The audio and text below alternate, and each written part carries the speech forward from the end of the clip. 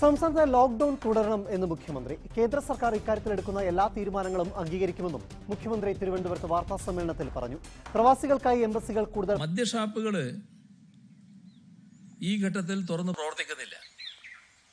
550 കേസുകൾ ഉള്ളപ്പോഴാണ് ദേശീയ lockdown India പ്രഖ്യാപിച്ചത്. എന്തായാലും പല രാജ്യങ്ങളുമായി തട്ടിച്ചു നോക്കുമ്പോൾ ഇന്ത്യ ഇക്കാര്യത്തിൽ പുരോഗതി കൈവരിച്ചു. സംസ്ഥാനത്ത് കോവിഡിനെതിരായ ലോക്ക്ഡൌൺ ഒറ്റയടിക്ക് പിൻവലിക്കരുതെന്ന് സർക്കാർ നിയോഗിച്ച വിദഗ്ധ സമിതി 3 ഘട്ടങ്ങളിലായി നിയന്ത്രണങ്ങളിൽ ഇളവ് നൽകാം. മാനദണ്ഡങ്ങൾ പാലിക്കുന്ന ജില്ലകളിൽ ഇളവുകൾ അനുവദിക്കണം. ഇന്ന് ചേരുന്ന മന്ത്രിസഭാ യോഗം റിപ്പോർട്ട് പരിഗണിക്കും. ഒറ്റയടിക്ക് നിയന്ത്രണങ്ങളിൽ ഈ മാസം മുഴുവൻ അടച്ചിടൽ. രാജ്യത്ത് ലോക്ക്ഡൌൺ വരെ നീട്ടി. ലോക്ക്ഡൌൺ നീട്ടിക്കൊണ്ടുള്ള മാർഗനിർദ്ദേശങ്ങൾ പുറത്തിറങ്ങി. സ്കൂളുകളും കോളേജുകളും അടഞ്ഞു കിടക്കും. സംസ്ഥാനങ്ങൾ തമ്മിലുള്ള ധാരണയോടെ സംസ്ഥാന ബസ് സർവീസ് ആരംഭിക്കില്ല. കോവിഡ് കണക്കുകൾ കുതിച്ചുയരുമ്പോൾ ലോക്ക്ഡൌൺ നീട്ടുന്ന കാര്യത്തിൽ ആലോചന നടക്കുകയാണ്. കേന്ദ്ര ആഭ്യന്തരമന്ത്രി അമിത്ഷാ പ്രധാനമന്ത്രിയെ കണ്ടു. ലോക്ക്ഡൌൺ 15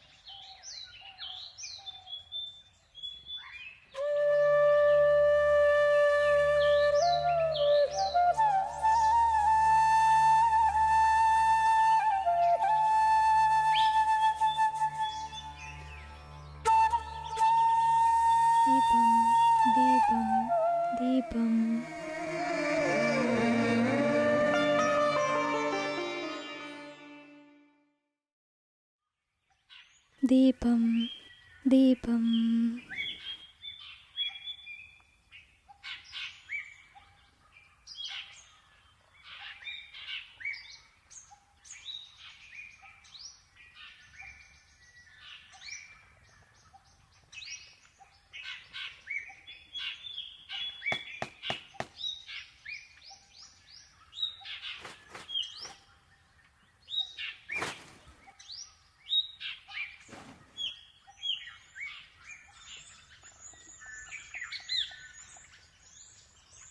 മോളെ രാജി, ആ പായ എടുത്തേ.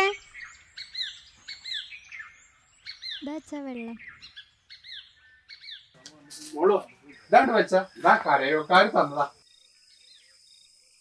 എന്തായാലും കഴിഞ്ഞ 2 ആഴ്ച വല്ലാത്തൊരു പരീക്ഷണമായിരുന്നു. വെറുതെ ഇരിക്കാൻ മടിഞ്ഞായിട്ടല്ല, എന്നാ പണിക്ക് പോവാൻ വയ്യേനി. പക്ഷേ ഒരു ദിവസം പോലും പണിക്ക് പോയില്ലെങ്കിൽ ഇവിടുത്തെ കാര്യം. പക്ഷേ ചക്കടയും മാങ്ങടയും കാലായ കാരണം പട്ടിണി ഉണ്ടായില്ല. ഹാവൂ, നാളെ മുതൽ ഇനി പണിക്ക് പോവാലോ. നിങ്ങളെന്റെ മരുന്ന് കൊണ്ടുവന്നാർന്നോ? എടി, മറന്നിട്ടല്ല. നാളെ മുതൽ പണിക്ക് പോയാൽ വല്ലതും കിട്ടിയാൽ ഞാൻ കൊണ്ടുവരാം. നാളെ ആ ശാരദയുടെ അവിടെ കുറച്ച് തെങ്ങ് കയറണമെന്ന് പറഞ്ഞു കേട്ടു. അതിനച്ചാ ഇനി 2 ആഴ്ച ഇവിടെ അടങ്ങി ഒതുങ്ങി ഇരുന്നേ പറ്റുള്ളൂ. ലോക്ക്ഡൌൺ നീട്ടിയിത്രേ, ഇതാ ന്യൂസിൽ പറയണു. എന്താ മോളെ ഈ പറയണ്? ഇനി 2 ആഴ്ചയോ? ഇന്ന് എല്ലാവർക്കും കൂടിയാണ് പട്ടിണി കിടന്ന് ചാവാം. മരുന്നും വേണ്ട, മന്ത്രവും വേണ്ട. കഴിക്കാൻ വല്ലതും ഉണ്ടായിട്ടല്ലേ മരുന്ന് വേണ്ടുള്ളൂ. ഗതികേടിന്റെ ഒരു ഊക്കേ. റേഷൻ കടയിൽ നിന്ന് അരി കിട്ടിയ കാരണം ഇത്രയും ദിവസം പട്ടിണി ഇല്ലാതെ അങ്ങോട്ട് കഴിഞ്ഞു. പണിക്ക് പോണ വീട്ടുകാരെ അച്ഛാ ഇനി കൊറോണ കഴിയണവരെ അങ്ങോട്ട് ചെല്ലണ്ടെന്നാ പറഞ്ഞിരിക്കണ്. അതും മുടങ്ങി.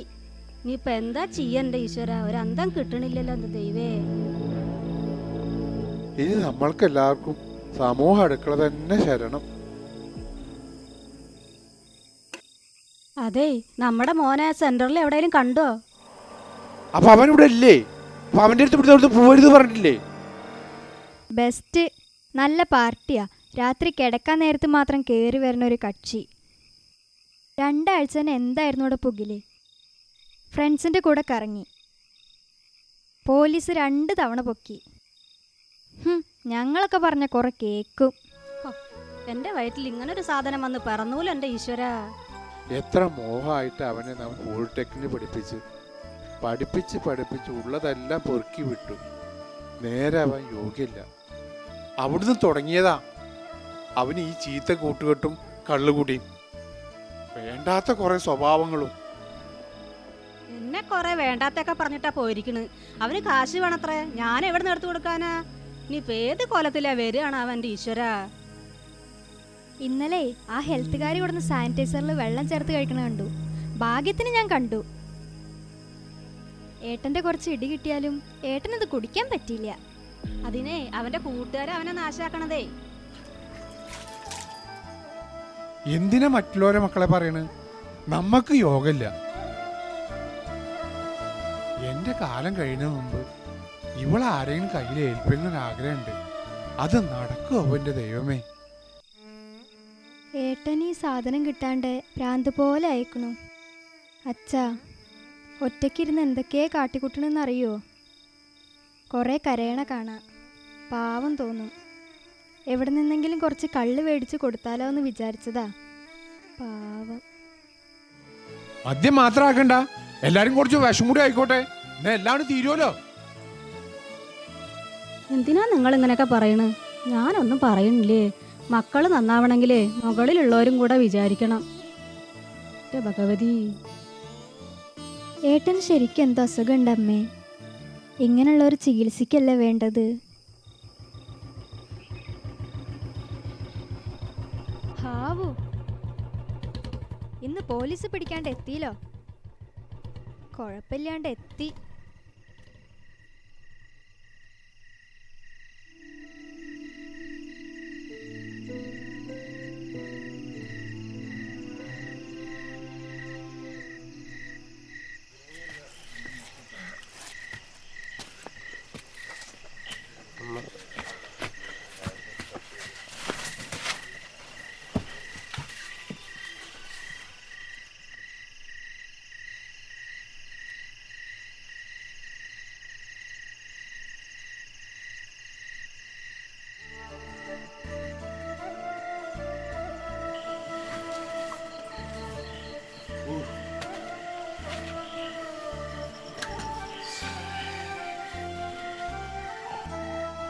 എന്താ ലക്ഷ്മിക്കുട്ടി നമ്മൾക്ക് ഈ ഗതി വന്നത്?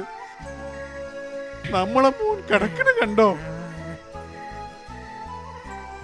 ഇത് കാണാൻ വേണ്ടിയാണോ കഷ്ടപ്പെട്ട്?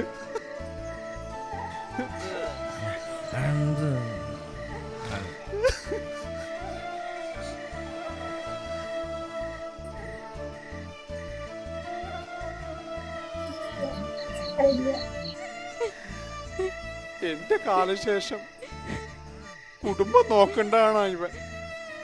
പക്ഷെ നിന്റെ കാര്യം പോലും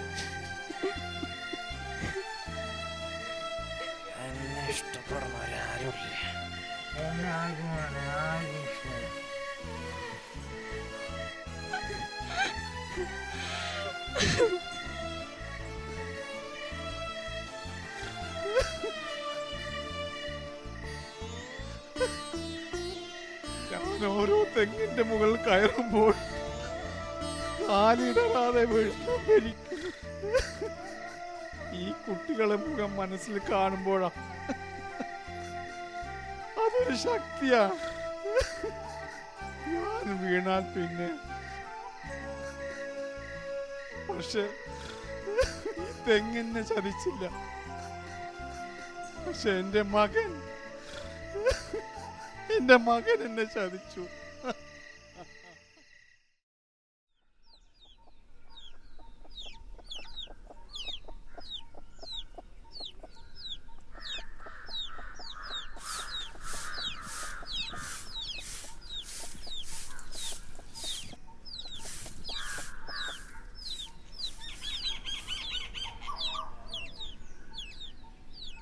ഏട്ടാ, ഏട്ടാ, നേരം വെളുത്തു. ഒന്നിലിങ്ങണേക്ക് അല്ലെ അകത്ത് പോയി കിടക്ക്. എനിക്കിവിടെ വൃത്തിയാക്കണം.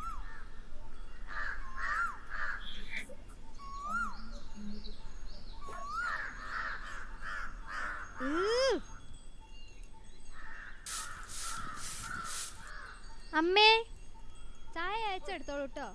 ചായയുടെ മണം അടിച്ചാലെങ്കിൽ ഇത് നീക്കട്ടെ. ഹോ, ഈ കൊറോണ കാലത്ത് എവിടുന്ന് കിട്ടിയവ ഇങ്ങനെ അടിച്ച് പൂക്കുറ്റിയവൻ? അതിനെങ്ങനെയാ ഈ സാധനം സൽക്കരിക്കാൻ 100 ആൾക്കാരുണ്ടാവൂല. നട ചക്ക, വേണമെങ്കിൽ കുടിച്ചോ. ഹോ, എവിടെ?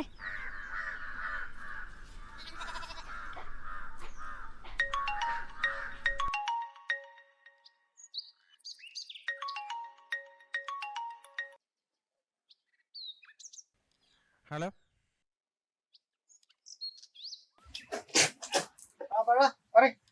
എടാ പണി പറ്റിച്ചടാ, നീ അറിഞ്ഞില്ലേ? ലോക്ക്ഡൌൺ 2 ആഴ്ച കൊണ്ട് നീട്ടിന്. 2 ആഴ്ച തന്നെ ഇരുന്ന് പ്രാന്തായി പണ്ടാരം. എടാ ഞാൻ ബാലുവിനെയും ഗോപുവിനെയും ഒക്കെ റെഡി ആക്കിയിട്ടുണ്ട്. നീ വേഗം പുറപ്പെട്ടു, ഞങ്ങൾ റെഡി ആയിട്ടുണ്ട്. റെഡി മനസ്സിലാവില്ല. ഹലോ കോന്താ, ഇനി 15 ദിവസം നമുക്ക് പിടിച്ചു നിൽക്കാൻ പറ്റുമോ? എടാ നമുക്ക് അകമലക്കാട്ടിലെ ചെക്ക് ഇടാമില്ലേ, അവിടെ പോയിട്ട് കൂടാന്ന്. എടാ രാവിലെ 9 മണിയാകുമ്പോൾ പോലീസ് ചെക്കിങ് കൊടുക്കും. അതിനേക്കാൾ മുമ്പ് നമുക്ക് സ്കൂട്ടാവണം. എടാ പറഞ്ഞു നിൽക്കാൻ നേരില്ലടാ. ഞാനേ അത് നീ ഒരു കാര്യം ചെയ്യും, എന്റെ വീട്ടിലെ പറ്റാവുന്ന സാധനങ്ങളൊക്കെ പൊക്കിക്കോ. ബാക്കിയുടെ സാധനമൊക്കെ നമ്മൾ സെറ്റപ്പ് ആക്കിണ്ട്. ഓക്കെ ഓക്കെടാ.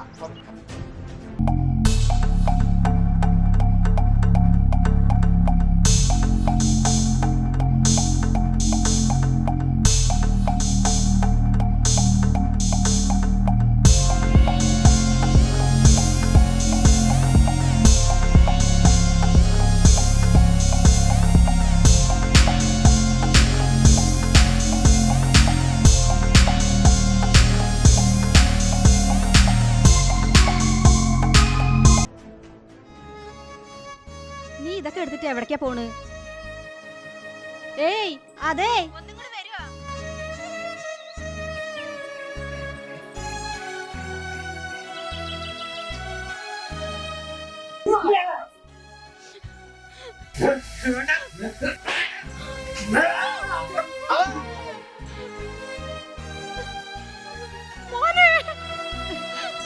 വേണ്ട, അവനെ തടയണ്ട.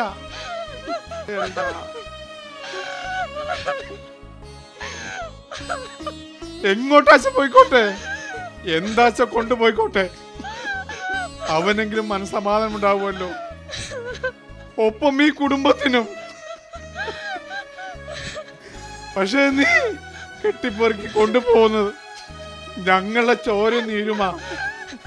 അത് തയ്ക്കില്ലടാ.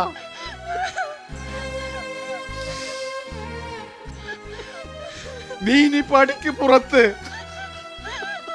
നീ ഇനി ഇവിടെ വേണ്ട.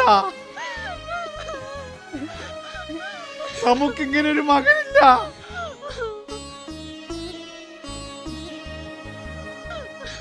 മരിച്ചുപോയി,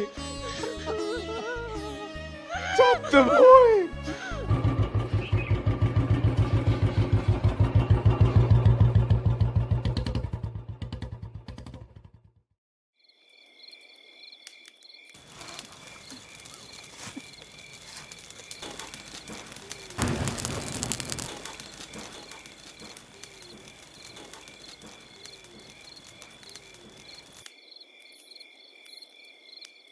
ജയ ഒരു പാട്ടാക്കി ഇച്ചടാ നീ. അവന്റെ ഒരു ഒടുക്കത്തെ ശോകം ഇവിടെ. ജയ ഒരു നല്ല പാട്ട് പാടാ. താനിന്നം തിന്നാനേ താനിന്നം താനാനേ, താനിന്നം തിന്നാനേ താനിന്നം താനാനേ, താത്തിന്നം തിന്നാരേ താത്തിന്നം തിന്നാരേ, തിന്നം തിന്നാരേ താത്തിന്നം തിന്നാരേ.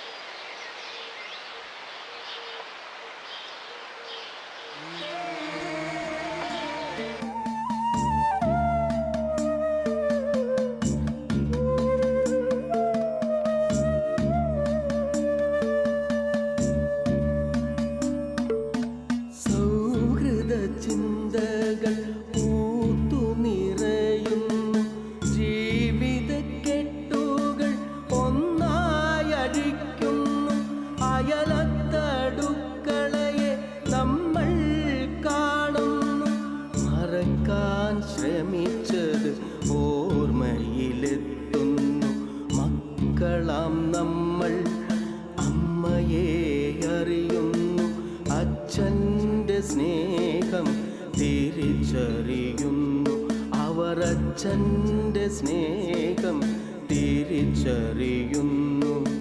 കാലത്തിനൊപ്പം നടന്നവരാണു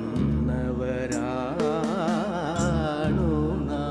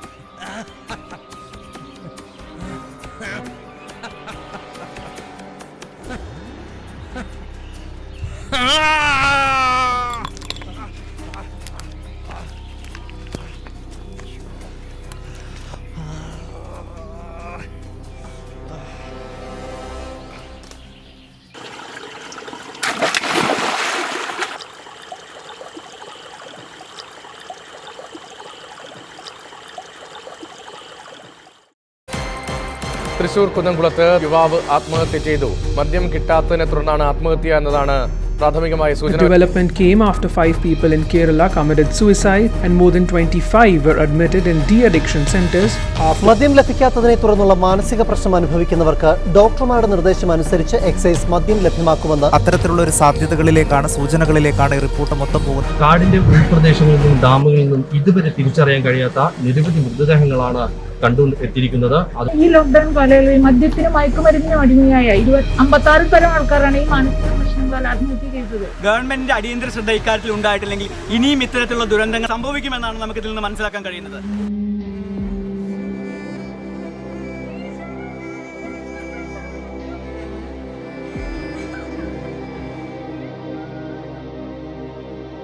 ഹലോ, ഒന്നും തീരുമാനമായിട്ടില്ല ഇതുവരെ.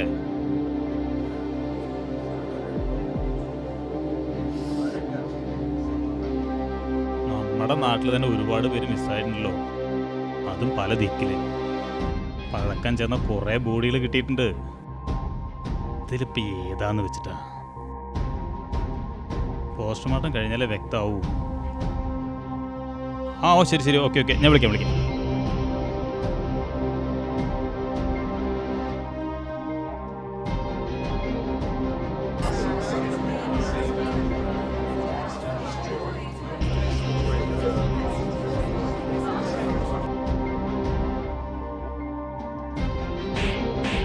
നിങ്ങളെപ്പോലുള്ളവരാണ് ഈ നാടിന്റെ ശാപം. ഒരു വീടിന് മാത്രമല്ല, ഒരു സമൂഹത്തിന് മൊത്തം ആവശ്യമുള്ളവരാണ് നിങ്ങൾ. അത് നിങ്ങൾ മനസ്സിലാക്കണം. എവിടെ നിങ്ങളുടെ കൂട്ടുകാരൻ? അന്വേഷിച്ചോ? അവനെ കണ്ടോ? അവന്റെ മാത്രമല്ല, നിങ്ങളുടെ കുടുംബമായി കാണാനുള്ള മനസ്സുള്ളായിരിക്കണം. അതിനെന്താ, സ്വന്തം കുടുംബത്തോട് വേണ്ടേ?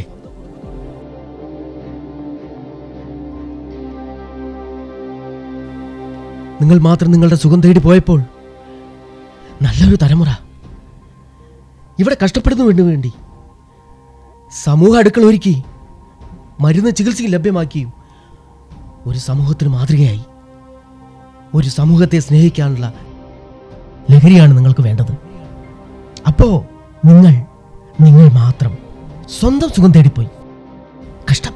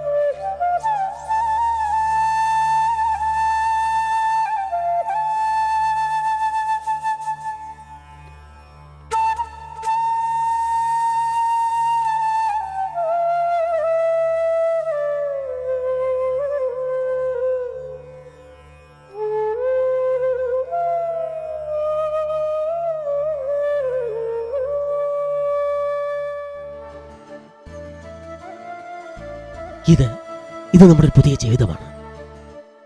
ഒപ്പം അതിജീവനത്തിന്റെ പുതിയ ചില തീരുമാനങ്ങൾ, പുതിയ ജീവിത കാഴ്ചപ്പാടുകൾ, ചിന്താഗതികൾ, നല്ല നല്ല പ്രതീക്ഷകൾ. നമ്മുടെ രമേശന്റെ ജീവിതം പോലെ. കാലത്തിനൊപ്പം നടന്നവർ